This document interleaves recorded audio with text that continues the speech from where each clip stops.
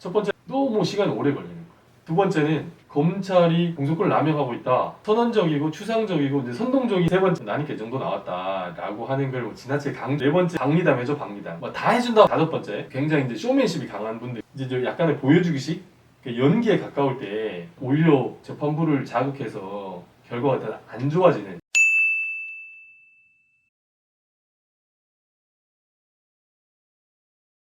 안녕하십니까. 오늘은 나쁜 변호사를 피하는 방법에 대해서 잠깐 이야기해 보려고 해요.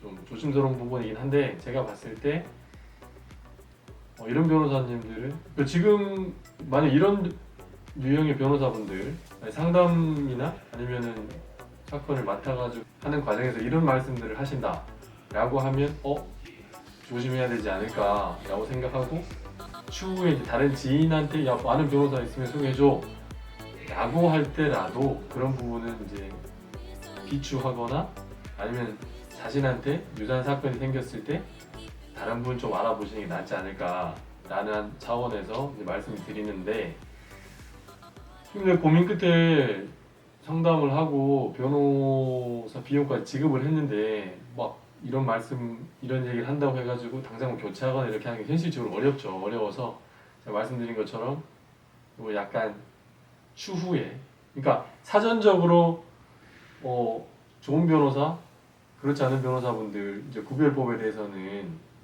이제 나중에 좀 말씀을 드려야 되기도 하고, 또 그런 부분 다 잘 알기가 어렵기 때문에 또 아름아름 소개를 받아서, 아니면 제일 편하게 이제 하는 게 포털에서 검색해가지고 뭐 땡땡 전문 변호사 뭐 이렇게 이제 찾아가는 경우가 되게 많은데, 오늘은 이제 자기가 이제 뭐 이런 사건을 수임해가지고 진행하는 과정에 변호사분들이 이런 말씀을 한다, 아니면 이런 패턴의 행동을 보인다라고 하면 좀 조심하는 게 좋지 않을까 하는 차원에서 몇 가지 팁 드리려고 해요. 첫 번째는 뭐냐면, 너무 시간이 오래 걸리는 거예요. 이분이 수임이 많아서, 수임하는 사건, 진행하는 사건이 많아서 이럴 수도 있는데, 문제는 뭐냐면 철저하게 본인이 의뢰인 입장에서 이게 고려가 돼야 되잖아요. 나는 이 건이 빨리 해결이 됐으면 좋겠는데 너무 오래 걸리는 거예요. 그래서 변호사님 이거 어떻게 빨리 안 되냐고, 나 이거 너무 불안한 상태, 계속 이렇게 생활이 안 된다, 일상에 집중할 수가 없다, 일상생활 할 수가 없다, 이런 말씀을 했을 때 변호사님이 돌아온 답이 뭐냐면, 뭐 수사기관이나 그 조직을 탓하는 거죠. 얘네들이 뭐 길을 안 잡아준다, 얘네들이 사건을 밀려서 그러는지 뭐 너무 게을러서 그렇다, 막 이런 핑계를 대면서 너무 오래 걸리는 탓을 뭐 수사기관이나 기관을 탓하는 거예요. 근데 사실은 이분이 사건이 너무 많아가지고 그 기관에서 언제 조사받으러 오셔라 해도 이분이 자기 일정 때문에 거부를 해버리는 거예요. 의뢰인을 지금 대리하고 있으니까 의뢰인하고는 이제 연락을 못하는 상황에서, 그러면 기관에서는 변호사가 뭐 안 된다 하니까 계속 미룰 수밖에 없는 것이고, 그래서 지나치게 오래 걸린다고 했을 때 의뢰인이 직접 그 수사기관이나 이렇게 해서 일정 같은 거 좀 합의해보고, 이 지연의 원인이 기관에 있는지 변호사님한테 있는지 좀 확인해 주실 필요가 있어요. 그렇지 않으면은 일상에 집중하지 못하는 시간이 굉장히 오래 걸릴 수 있다. 이런 부분 좀 조심하셔야 될 것 같고, 두 번째는 변론 과정에서 변호사님이 일어나셔가지고 뭐 예를 들어 이제 형사 절차에 이제 국한되는 거긴 한데, 뭐 하면은 공소권 남용이다, 검찰이 공소권을 남용하고 있다, 뭐 표적 수사다, 굉장히 좀 선언적이고 추상적이고 이제 선동적인 말을 할 수 있는데, 대표적으로 공소권 남용이라고 하시는 분들은 좀 냉정하게 말하면 기록을 안 읽어보시는 거예요. 구체적인 사건에서 그 공소사실 반드시 그렇게 보지 않을 수도 있지 않는 거 아니야? 그런 의심이 들게 이제 변론을 해야 되는데, 그냥 공소권 남용이다, 굉장히 추상적이죠. 이건 기록을 안 읽어봤을 가능성이 굉장히 높아요. 이런 말씀을 자주 하신다라고 하면 다음번에 한번 생각해 보셔야 돼요. 세 번째는, 이제 판결 선고가 됐잖아요. 근데 내가 봐도 너무 좀 중하게 나온 것 같은데, 이분이 막 우리가 확인하기 어려운 판사와의 뭐 근무연이나 학연, 지연 이런 얘기 하면서 나니까, 나 정도 되니까 이 정도라도 나온 거다. 사실은 뭐 10년 나올 게 7년 나왔다. 근데 실형 7년이나 실형 5년, 이거 굉장히 중하게 나온 거잖아요. 근데 이제 나니까 판사와의 개인적인 친분이 있으니까 물론 이제 의뢰인이 답답하니까 그런 걸 고려해서 사건을 의뢰했을 수 있어요. 근데 그럼에도 불구하고 굉장히 중하게 나왔는데 나는 그 정도 나왔다라고 하는 걸 뭐 지나치게 강조한다든가라고 하면 한번 의심을 해보셔야 된다. 그 네 번째 유형은 좀 박리담이죠, 박리담. 뭐 다 해준다고 하는 거 있잖아요. 보통 심급별 대리라고 하죠. 1심, 2심, 3심에 따라서 이제 변호사 비용을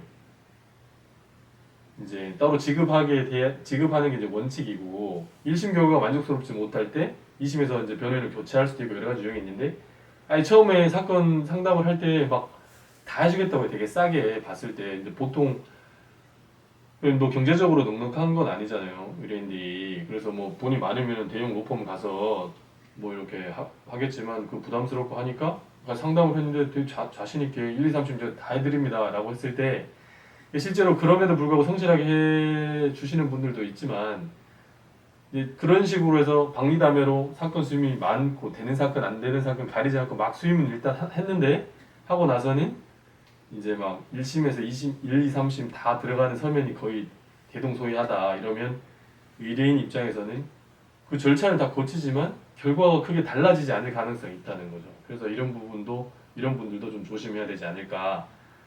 그리고 마지막 다섯 번째의 유형은 굉장히 이제 쇼맨십이 강한 분들이 있어요. 그래서 보기에 따라서는 진짜 진짜 판사님 앞에서 정말 결기 있게 막 할 말을 하고 막 이런 모습에 감동하시는 분들도 있는데 그리고 또 저희들이 영화나 드라마에서 보면은 그런 류의 모습을 보여주는 분들이 있잖아요. 그래서 우리 변호사님도 그런 식으로 막 현란하고 막 열정적으로 변론하는 모습에 내 속이 뻥 뚫린다 이렇게 내 한이 풀린다 이제 그렇게 여기시는 분들이 있는데 문제는 그게 면밀한 기록 검토의 결과로 나온 결과물이 아니라 이제 약간의 보여주기식 연기에 가까울 때 판사님들은 판결을 선고하는 과정에서 이제 판결문을 작성을 해야 되는데 그 판결문 쓰기에 적합한 논거를 제시하는 그 의견서, 그 서면을 중시하지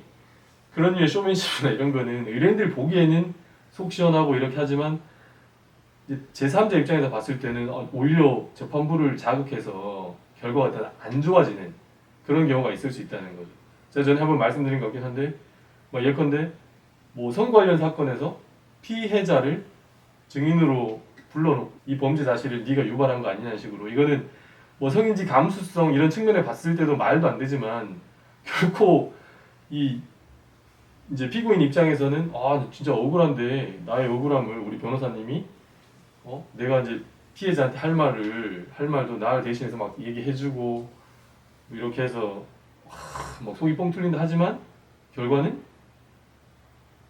실형, 심할 경우에 법정 구속 이렇게 될 수도 있어서 변호사님이 열정적인 거는 좋은데 서면도 잘 쓰고 꼼꼼하게 기록 검토하고 서면도 잘 쓰시고 또 변론도 적합하게 하시면 좋은데 앞에 두 가지 조건이 충족되지 않은 상황에서 기록도 제대로 보지 않고 서면도 대충 쓰시고 와서 그냥 대충 보여주기식 쇼맨십만으로 변론을 했을 때 그 피해는 오롯이 의뢰인한테 갈 수 있다 라고 해서 이런 5가지 유형의 변호사분들 만약에 접하시게 되면 이후에 유사한 일이 안 생겨야 되지만 생겼을 때 선임하는 거 제고해 보시고 또 너 아는 변호사 있어? 라고 좀 추천해줘 라고 얘기를 들었을 때 이렇게 말씀하시는 분들은 추천을 좀 지양하는 게 좋지 않을까. 그래서 오늘은 나쁜 변호사를 피하는 방법 그리고 그 변호사 5가지 유형에 대해서 말씀드려 봤습니다. 진행 중인 경우에 이런 유형인 거를 알게 됐다. 그럼 그때는 어떻게 해야 되나요? 이게 쉽지 않죠. 그래서 뭐냐면 이제 상담을 하고 예를 들면 이럴 수 있어요. 이제 이거 좀 아닌 것 같은데 변호인 교체할 때 제일 내 입장에서는 의뢰인 입장에서는 제일 아쉬운 게 돈이잖아요. 계약서 쓰고 입금되는 순간 착수금이 건너갔잖아요. 그럼 보통 돈을 반환해 주느냐 마느냐의 문제에서 그 변호사 사무실에서 이제 대표적으로 하는 변명이 뭐냐면 이 사건 착수했고 그래서 돈을 써버렸다. 쓴 돈이 있다라고 하잖아요. 그럼 안 돌려줘요 대부분. 그래서 이제 돈을 돌려받고 다시 그 돈을 가지고 더 나은 변호사님을 찾아가기가 이제 쉽지 않은 거죠. 그래서 약간 뭐 변호사 업계에서는 진상이라고 하겠지만 막 이제 그 변호사회나 이런데 진정도 하고 막 우리 변호사님 이상하다 막 이렇게 하면서 문제 제기를 해가지고 변호사 입장에서는 막 진상 고객이다 이렇게 하면서 돈을 토해내는, 그래서 그 받은 돈으로 이제 다른 변호사를 선임하는 뭐 이런 경우가 있긴 하지만 일단 입금이 되고 나면 이걸 다시 돌리기 쉽진 않아요. 그게 현실이고. 근데 그럼에도 불구하고 뭐 내가 이 돈 몇 푼보다, 그러니까 아까 말씀드린 것처럼 여러 뭐 문제 제기를 해가지고 돈을 돌려받고 변호사도 교체하고 이러면 제일 좋죠. 그게 아닐 때는 돈을 갔어요. 그리고 착수금으로 500만 원이 갔다 라고 했는데 도저히 이 사람은 기록 자체를 안 읽어보는 것 같아. 너무 바빠서. 그러면 뭐 다른 변호사를 이제 변호사님으로 교체하는 걸 이제 진지하게 고민해봐야 되는데, 제가 상담해준 이제 많은 경우에 우리 변호사님 너무 이제 좋게 봤을 때 일이 많고 바빠가지고 내 사건을 이제 내 사건은 크게 관심을 못 가지는 것 같다라고 아쉬워하면서도 못 바꾸죠. 일단 돈을 써버렸고, 변호사님들은 이제 이런저런 얘기하면서 이미 착수됐으니까 돈 못 돌려줍니다. 이렇게 하니까 그게 이제 처음부터 좋은 변호사를 뭐 추천을 받든 검색을 하든 이렇게 해서 이제 신중하게 변호인 선임하는 게, 여러 군데 좀 상담도 해보고 하는 게 이제 필요하죠. 일단 착수하고 나면 쉽지는 않다.